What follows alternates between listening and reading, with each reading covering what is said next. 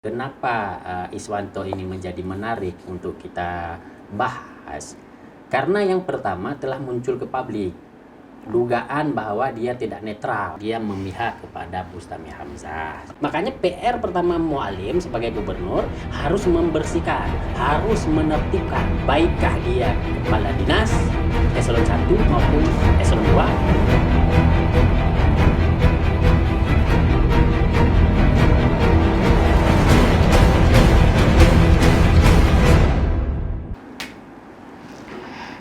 Assalamualaikum warahmatullahi wabarakatuh. Kembali lagi dengan saya Siti Aminah di channel PTM, tepatnya di episode ke-42 tahun ke-5 edisi Senin 13 Januari 2025. Ini ya, masih awal tahun di tahun 2025. Rekan PTM silahkan ditonton terus podcast kita, tentunya dipantau di setiap hari Senin dan Kamis, dan jangan lupa komen yang positif dan membangun pastinya. Baik, kali ini kita akan membahas tema terkait tentang Pilkada 2024. Bustami menang di Aceh Besar. Benarkah Muzakir Manat melungkup di tangan Muhammad Iswanto? Dengan narasumber kita, Bang Syahril Ramadan. Beliau adalah pemerhati sosial politik Aceh. Assalamualaikum Bang Syahril. Waalaikumsalam warahmatullahi wabarakatuh. Apa maksudnya temanya Bang Syahril? Hanajan sagai PTM-nya. Benarkah Muzakir Manat melungkup? Apa masuk melungkupnya? Padahal di ACC menjadi calon di ACC untuk dilantik menjadi gubernur Provinsi Aceh. Gimana kasus Bang Syahril? Ya, sejauh yang namanya politik itu kan selalu masih menarik untuk dibicarakan. Ya. Sebab akibat kemenangan, kegagalan ya. Apalagi menyangkut Iswanto ini. Iswanto ini adalah seorang birokrasi, seorang birokrat yang sekarang merangkap sebagai PJ kepala daerah. Nah, kenapa judul ini diangkat mungkin sama PTM? Saya merasa ya paling tidak Iswanto ini punya peran besar dalam memenangkan kandidat, salah satu kandidat. Seperti itu. Karena kenapa? Kalau menurut saya Bustami itu bukan tokoh yang populer, tokoh yang baru ditokohkan, yang dilahirkan, yang yang didesain dalam waktu yang cukup singkat. Nah, mulai dari memanfaatkan jabatannya, mulai dari PJ, selanjutnya dia mengorbitkan dirinya, memasang baliho di mana-mana, yang walaupun di situ dia berdalihkan aspirasi rakyat, keinginan rakyat, seolah-olah baliho itu yang dikumpulkan dari uang rakyat. Logikanya di mana itu? Kalau bukan menggunakan alat-alat kekuasaan. Nah, dalam hal alat-alat kekuasaan itu, sebagai seorang PJ gubernur kayak seperti Bustami, bisa saja semua PJ itu kan dimanfaatkan. Hubungan dia itu bisa saja, hubungan koordinasinya itu dimanfaatkan. Ya, dengan iming-iming. Apalagi ini PJ-PJ ini kan semua birokrat. Yang birokrat ini membutuhkan kepala daerah definitif. Oke, tapi kan itu hal yang lumrah Bang Syahril. Artinya ada kemenangan dan kekalahan. Dan kita lihat misalnya di total 23 pemilihan kota, misalnya 14 kabupaten kota, misalnya tim pemenangnya Bustami Hamzah ya. Sama sisa kabupatennya itu dimenangkan oleh Muzakir Manat. Dan termasuk Aceh Besar misalnya dimenangkan Pak Bustami, bukan Muzakir Manat. Itu kan hal lumrah. Jika kita bilang lumrah, kembali lagi dalam politik itu tidak ada yang tidak mungkin dalam politik itu. Bahkan detik-detik terakhir pun partai koalisi bisa saja berubah deh. Terus apa salahnya gitu? Apa salahnya? Kenapa maksudnya kalau misalnya Muzakir Manat nggak menang di Aceh Besar, kan terus kenapa? Apakah misalnya itu punya indikasi ke depannya seperti apa atau gimana? Atau itu berpengaruh kota Banda Aceh dengan Aceh Besar harusnya yang memenangkan, yang menjadi prioritasnya? Dalam beberapa kabupaten kota itu adalah basisnya PA. Dulu berapa periode di situ PA. Nah, terlepas mungkin ada perspektif lain masyarakat atau tokoh-tokoh di sana yang menganggap mungkin ada kegagalan atau apa, mungkin dari sisi penilaian mau subjektif kah atau bagaimana. Yang mau kita bilang bahwa itu adalah suatu basis politik dari PA, yang dimana pimpinan PA itu adalah Muzakir Manaf. Nah, jika kita bilang oke lah, mungkin ada kelemahan dari mesinnya Mualim, ada kelemahan dari mesin Mualim kan. Kelemahan dari mesin Mualim sebenarnya itu bisa diimbangi karena mesinnya sudah ada. Mualim pun sebenarnya bisa mengimbangi untuk memanaskan lagi, mengompori lagi mesinnya itu agar bisa menaikkan elektabilitasnya di situ, menaikkan elektabilitas dan pada akhirnya menjadi orang yang mendapat suara yang lebih tinggi di situ. Dan seperti Bustami ini bisa kita bilang tokoh yang baru hadir bisa saja menguasai beberapa kabupaten kota, bisa menang di beberapa kabupaten kota itu bukan hal yang lumrah.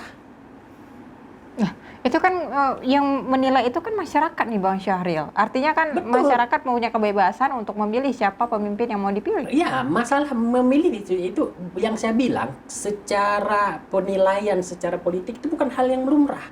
Tokoh yang baru lahir bisa mendapatkan 46% itu bukan yang lumrah. Berarti dia bukan politisi luar biasa dong. luar biasa. Nah, disitulah yang menjadi dugaan ada kepala-kepala daerah, PJ-PJ kepala daerah yang mungkin dengan hubungan koordinasi dari semenjak dia menjadi PJ Gubernur Bustami ini telah dikoordinasikan, telah disetting, mungkin telah diiming-imingi atau telah dibiayai. Itu dugaan ya, saya menduga seperti itu. Telah dibiayai karena baru-baru ini kan kita melihat tersebar baliho spanduk-spanduk yang mengatasnamakan relawan Bustami kecewa kepada Iswanto seperti itu kan tersebar itu sampai ada yang media yang menaikkan di Facebook, kita bisa melihat seperti itu. Jadi itu yang kecewa itu tentu dari paslon yang lain ya, bukan dari paslon Pak Bustami. Enggak bisa kita bilang dalam politik itu intimidasi, provokasi semuanya itu berlaku. Tidak ada malaikat di situ di politik itu, tidak ada yang sangat murni di situ. Oke, jadi menurut Anda nih Bang Syahril, seharusnya berarti Aceh besar itu karena sebelumnya Anda sebutkan tadi di masa lalu banyak penguasanya PA, pendukungnya PA, terus hari ini gagal. Bukan gagal maksudnya. Tapi kan kenyataannya memang gagal. Kalau misalnya jika dilihat dari total pemilih suara lebih unggul kepada Pak Bustami dibandingkan Pak Mualim. Ya, hari ini yang menonjol itu. Yang menonjol dulu PJ mungkin saat terjadi peralihan kekuasaan yang yang dilakukan proses pemilihan kepala daerah itu mungkin PJ gubernur atau PJ bupati itu ditentukan Mendagri dan tidak serentak seperti ini sehingga tidak bisa dijadikan suatu rencana secara sistematis dan terstruktur. Ini nampak seperti sistematis. Karena kenapa? Kita lihat ya hubungan yang pertama. Iswanto ini dia mulai dari pertama dilantik oleh PJ Ahmad Marzuki, setahu saya kalau tidak salah dia pernah diperpanjang dan selanjutnya dilanjutkan lagi sama PJ Bustami. PJ Bustami Hamzah dilanjutkan seperti itu. Nah, pada waktu yang bersamaan PJ Bustami Hamzah dia mencalonkan diri. Bahkan sebelum mencalonkan diri, sebelum menjadi paket ke calon kepala daerah, dia masih menggunakan fasilitas negara sebagai PJ gubernur, masih dan merasakan dampak. Apa dampaknya? Di saat dia masih menjabat sebagai PJ gubernur, di seluruh Aceh itu berseliweran itu ada baliho-baliho yang mendukung dia. Ya wajar karena ada tim sesnya. Nah, saat kita bilang itu kan wajar. Memang semua wajar, tapi yang mau kita bilang, dugaan-dugaan ini juga mengarah kepada sesuatu yang wajar dilakukan. Nah, masuk ke dalam disiplin nanti masalah etika dan moral. Masalah wajar dan tidak wajarnya. Seperti itu. Jadi Anda sebagai pemerhati sosial politik Aceh nih, ya, menilai itu nggak tepat. Seorang PJ kepala daerah, apalagi birokrat, Itu ya, kalau birokrat malahan Tapi kan beliau sudah mundur dari jabatannya sebagai PJ Gubernur, udah clear ya, karena memang beliau ada niat untuk menjadi calon Gubernur Provinsi Aceh. Ya, terlepas daripada itu kan kita juga sudah pernah membahas sebelumnya. Tapi ini permasalahannya itu adalah di Aceh Besar. Di Aceh Yang Besar. Anda anggap itu tidak normal. Bahwa ya wajar, Kota Banda Aceh juga pemenangnya Pak Bustami loh. Iya banyak, saya bukan bilang di Aceh Besar aja, banyak. Tapi yang Apa kekhawatiran Anda gitu? Apa kekhawatiran dan ketakutan Anda sehingga ini menjadi hal yang tidak normal gitu? yang saya takutkan bukan apanya. Iswanto ini adalah salah satu birokrat ASN yang suatu saat juga dia masih punya peluang berkiprah di pemerintah Aceh. Oke, tapi apa faktor, apa indikatornya sehingga Anda menganggap bahwa dugaan kekalahan misalnya Pak Muzakir Manaf itu akan disebabkan karena oleh beliau? Karena begini. Karena beliau menjabat sebagai PJ Bupatinya? Karena begini, bukan masalah PJ Bupatinya. Saya menduga dengan adanya spanduk itu kan sebuah tuduhan bahwa beliau itu tidak netral. Nah, di saat seorang kepala daerah, seorang PJ kepala daerah yang diperintahkan oleh aturan untuk netral, untuk menyelenggarakan penyelenggaraan pilkada senetral mungkin, tidak memihak ke kandidat manapun, tiba-tiba di ujung-ujungnya itu keluar pernyataan kah, atau dalam bentuk baliho kah, dalam bentuk spanduk kah? Ada bukti-buktinya, ada itu bahwa beliau itu tidak netral sebagai ASN. Ini kan bukan masalah tidak netral sebagai ASN yang kita bapaknya. Yang kita menduga dia tidak netral karena kenapa? Ada spanduk dari relawan yang mengatasnamakan relawan Bustami yang mengatakan, yang menyebutkan, ya itu yang kami dapatkan di media ya, kami dapatkan media share di grup yang menyebutkan bahwa koordinator tim pemenangan itu salah satunya itu Iswanto, seperti itu. Dan itu bisa jadi berita hoax nih Bang Syahril. Apakah itu sudah istilah konfirmasi kepada Pak Iswantonya apa benar? Itu berita itu hoax tidak hoax itu kita mendapatkannya dari media. Maka yang berkepentingan itu kan media. Yang berkepentingan itu kan Iswanto dengan media. Silahkan diklarifikasi kalau memang itu bukan. Oke, berarti Anda begitu meminta nampak ke dalam publik, maka kami menduga, kami punya dugaan, kami bisa menduga. Oke. Sesuatu yang muncul di publik itu bisa kita duga, apalagi itu berkaitan dengan sebuah Tapi catatan. juga berkaitan tentang gini loh, maksudnya di Aceh Besar juga fenomena baru ya, maksudnya partai-partai yang lain juga melungkop, artinya pemilih bupatinya juga dari jalur independen yang menang. Artinya kan selera masyarakat berubah haruan. Anda sebagai pemerhati politik ini kan bisa mengamati prosesnya seperti apa. Bukan hanya kepada misalnya menjustifikasi Pak Iswanto. Saya bukan membela Pak Iswanto ya, tetapi bagaimana argumen Anda bisa misalnya memperjelas kepada masyarakat Aceh bahwa itu betul-betul kesalahannya itu di tonggaknya Pak Iswanto gitu. Itu kan masyarakat yang mau tahu nih Bang Syahril. Jika kita bilang seperti tadi, itu kemenangan Bustami itu di beberapa kabupaten kota, bukan hanya Aceh Besar. Iya, 14 kabupaten kota. Sisanya itu kita 23 kabupaten kota. Iya. 14 Mualim. 14 Pak Bustami. 14 Pak Bustami, 9 cuma Mualim. Oh enggak, 14 Pak, mohon maaf ya. Jadi begini. Kenapa kita tidak berani menduga yang lainnya? Karena yang lainnya tidak muncul ke publik ya. Tapi ini baru-baru ini keluar ada foto yang bahkan ada satu media saya pernah membaca itu memuat dan menjelaskan tentang ada dugaan kiprahnya Iswanto seperti itu. Makanya di situ kita menduga masuk praduga kita, kenapa Mualim bisa kalah. Oke. Karena menurut Anda itu karena Pak Iswanto itu memihak, atau bukan memihak, istilah nggak netral sebagai ASN. Ya, kita menduga itu, kita tarik ke belakang. Bukan menduga berarti cuma dugaan cuma di situ, menarik ke belakang. Hubungan Iswanto ini dengan Bustami ini dari semenjak kapan, sebagai apa? Ya wajar kan harmonis karena memang sebagai PJ. Bukan masalah harmonis. Sekarang jabatan demi jabatan, antara jabatan satu dengan jabatan yang lainnya saling punya kepentingan. Ya kan? seperti kita bicarakan gratifikasi itu. Kenapa? Itu kan karena ada kepentingan. Begitu juga jabatan. Jabatan hari ini kenapa misalnya saya bilang Iswanto kenapa lebih care, lebih peduli, lebih yakin kepada Bustami Hamzah. Karena Bustami Hamzah ini orang birokrat, Iswanto orang birokrat. Otomatis mereka ini punya hubungan koordinasi kah, hubungan sesama ASN kah.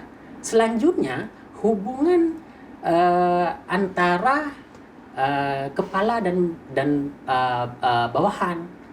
Sebagai sekda pernah Bustami, sebagai PJ gubernur, lalu selanjutnya sebagai hubungan koordinasi kepala daerah antara PJ gubernur dengan PJ Bupati Aceh Besar, hubungan koordinasi. Oke, Nah, hubungan ini yang kita menduga semakin mengerucut kepada kenapa kita menduga Iswanto itu lebih membantu memihak kepada Bustami Hamzah. Nah, dibuktikan, itu kami menganggap bukti. Walaupun itu hoax, kalau hoax itu silakan diklarifikasi oleh Iswanto. Kemana saja, media mana yang naikkan atau mana, silakan deklarasi bahwa menurut Anda seberapa berpengaruh ini ke power seorang PJ Bupati misalnya, istilahnya membuat massa sehingga merubah haluan gitu dari A ke B gitu. Padahal kan kita lihat hanya sebatas PJ, atau memang misalnya ada perspektif lain bahwa masyarakat hari ini misalnya itu udah kembali kepada pilihan masyarakat karena beda case dengan kabupaten lainnya Bang Syahril. Kalau Kabupaten Aceh Besar kita tahu juga menjadi sorotan bahwa partai juga tidak laku di sana. Seberapa punya power PJ ini? Masalah partai tidak laku di sana. Ini kan ada hierarki, ada level-level kepala daerah. Kalau tingkat bupati, partai tidak laku, itu masih dianggap suatu kewajaran. Karena kenapa? Kepala daerah tingkat 2 itu langsung bersentuhan dengan rakyat, dengan masyarakat. Makanya kayak sekarang kan, kayak dulu tuh seingat saya pernah PKB mengusulkan gubernur, PKB apa Nasdem mengusulkan gubernur itu tidak perlu karena tidak langsung. Nasdem dulu, Adi Irma kalau nggak salah saya itu mengusulkan gubernur itu untuk ditiadakan aja karena dia tidak langsung berhubungan dengan rakyat. Jadi ini PJ, makanya disitulah kita menganggap PJ kepala daerah tingkat 2 itu bupati dia langsung bisa menciptakan mendesain program kah, dia langsung membentuk tim kah di lapangan, langsung dia mainkan dengan macam-macam lah. Dia lebih mudah daripada pemerintahan tingkat provinsi untuk memainkan perannya. Karena kenapa? Karena memang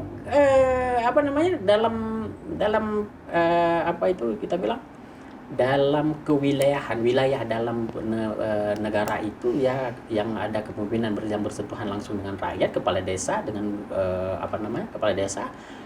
bupati, seperti itu. Gimana maksudnya gubernur tidak bersentuhan sama rakyat? Jadi gubernur ngapain? Gubernur itu perpanjangan tangan dari presiden.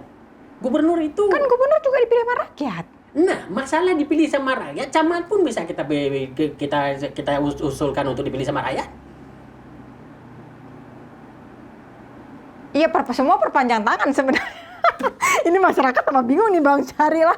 Gimana nih pernyataannya? Yang maksud saya, yang langsung bersentuhan yang dalam pemerintahan itu, yang langsung dia bersentuhan dengan rakyat, itu program ini saya contohkan. Program dari program dari pusat, misalnya peraturan dari pusat. Itu bahkan ada sinkronisasi itu dengan kanun kalau kita di sini atau perda kabupaten kota. Penyesuaian, sinkronisasi. Artinya di tahap akhir di kabupaten kota itu tetap ada itu. Sesuai nggak nanti ke masyarakat kita? Karena setiap kabupaten kota itu dia beda budayanya, beda adatnya, beda itu makanya tidak bisa. Semua program harus menyentuh kepada rakyat. Itulah makanya kenapa sentuhan tangan dari bupati itu langsung kepada rakyat, tidak gubernur. Oh, sekarang jadi itu mempengaruhinya? Iya, sekarang saya tanya, Singkil sama nggak sama Aceh Utara? adatnya, budayanya. Ya, kalau budaya otomatis berbeda. Nah, itu yang saya bilang langsung bupati itu bersentuhan dengan rakyat. Makanya lebih mudah bupati itu dia langsung bisa mendesain program karena dengan kebijakan dia aja sendiri dengan kebijakan secara administratif pemerintah Oke. dia bisa mendesain. Kalau Anda katakan bahwa bupati ya langsung bersentuhan kepada rakyat, bisa menarik perhatian rakyat sehingga dia bisa memilih salah satu paslon atas pernyataan si PJ tersebut. Kenapa PJ tersebut tidak calon bupati aja keluar out karena memang dia merasa bahwa pemilihnya banyak untuk dia. Si siapa? Ini kalau seandainya nih tadi PJ Gubernur Pak Iswanto lah kita anggap. PJ Bupati. Oh, PJ Bupati, ya. Menjadi calon kepala daerah itu tidak bisa serta-merta hitung-hitungan kita ada keluarga kita keluarga besar kita uang kita besar tidak seperti itu. Jadi tidak bisa kita analogikan kenapa enggak saya langsung naik, tidak bisa seperti itu. Karena kenapa? Setiap masa itu ada fenomena sosial, ada tantangan, ada macam-macam lah untuk. Jadi ini saya contohkan kan, kenapa yang paling besar suara di sini siapa itu tokoh yang paling besar? Ajuma, kenapa nggak berani naik? Kan itu maksudnya, tidak bisa seperti itu. Nah, kembali kita ke yang kita sampaikan tadi, kenapa Iswanto ini menjadi menarik untuk kita bahas? Karena yang pertama telah muncul ke publik dugaan bahwa dia tidak netral. Makanya kita menduga. Karena kenapa? Saya menduga, belum menuduh ya, menduga.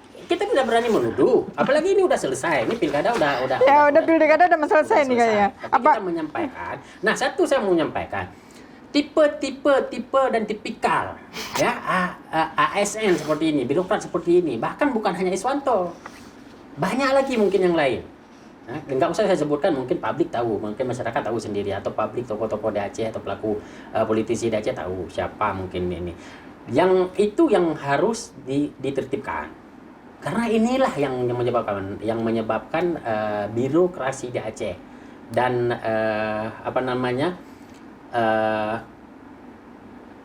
standar politik kita itu tidak lagi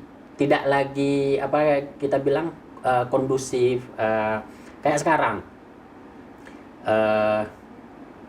Begitu cepat seorang bukan tokoh seperti Bustami Hamzah, bukan tokoh tapi muncul.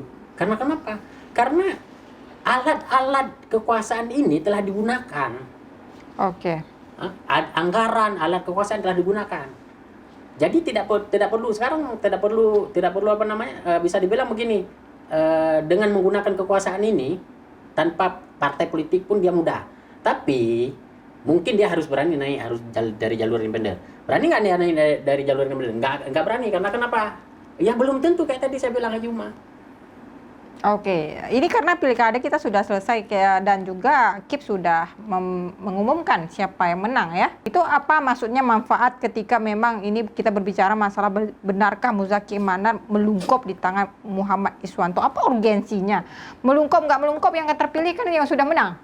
Ya, tapi kita di sini kan mau mereview begini. Mau mereview bahwa Pak Iswanto ini nggak tepat misalnya. Mereview bahwa yang pertama dugaan kita itu Pak Iswanto ini dia tidak netral sebagai PJ kepala daerah Bupati Aceh Besar, PJ Bupati Aceh Besar dia tidak netral.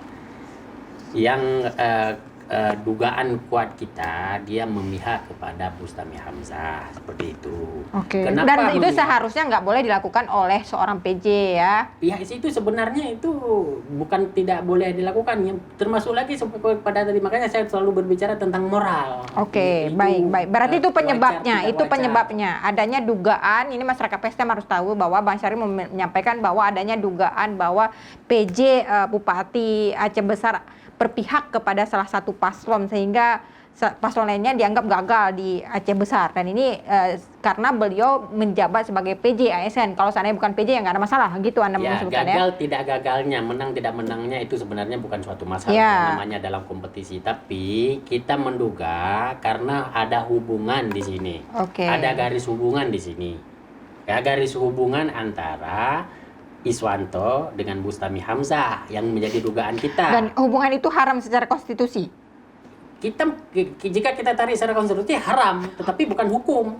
Konstitusi itu kan bukan hukum. Oke, Bang Syahril, karena waktu kita sangat terbatas ini ya, perbincangannya juga terkait tentang pilkada, tapi sudah selesai. Silakan sampaikan kepada pemirsa PTM yang ada di rumah sebagai closing statement. Silakan Bang Syahril. Selamat juga kepada kandidat gubernur terpilih Haji Muzakir Manaf dan Fadlullah. Menjadi PR pertama mu'alim, yaitu apalagi kita baru pilkada di Aceh itu baru terjadi kontestasi pemilihan kepala daerah itu mu'alim dari jalur politik, yang satu lagi dari jalur ASN. Nah, makanya saya menduga di situ cukup banyak ASN yang dilibatkan untuk mendukung dan memihak, bahkan membantu salah satu kandidat yang berasal dari ASN. Makanya PR pertama mu'alim sebagai gubernur harus membersihkan, harus menertibkan dugaan-dugaan kepada baikkah dia kepala dinas eselon 1 maupun eselon 2 yang kira-kira terlalu, saya mengatakan terlalu, dan di luar kewajaran. Baik. Terlalu memihak, bahkan apalagi ada dugaan mungkin menjadi rahasia umum siapa-siapa yang memang dijadikan sebagai orang yang untuk mengkoordinasi di lapangan, baik di kabupaten kota seperti itu. Baik. Nah, saya berharap mu'alim ini menjadi PR pertama yang harus dibenahi di dalam birokrasi, dilakukan reformasi birokrasi. Tidak ada lagi istilah menjilat, tidak ada lagi istilah rayuan-rayuan. Sekarang sudah waktunya, dan mu'alim itu termasuk saya salah satu juga yang mendukung mu'alim, walaupun saya di sini hadir sebagai pemerhati, saya yang mendukung mu'alim. Saya mendukung betul all out saya mendukung mu'alim, karena saya yakin dan berharap mu'alim itu bisa mengubah wajah Aceh dalam waktu 5 tahun ke depan. Baik, terima kasih Bang Syahril atas waktunya. Baik pemirsa PTM yang ada di rumah, tonton terus podcast kita di setiap hari Senin dan Kamis pukul 10 pagi, dan jangan lupa tekan lonceng untuk mendapatkan informasi terbaru. Like and subscribe juga. Saya Siti Aminah mohon undur diri. Assalamualaikum warahmatullahi wabarakatuh.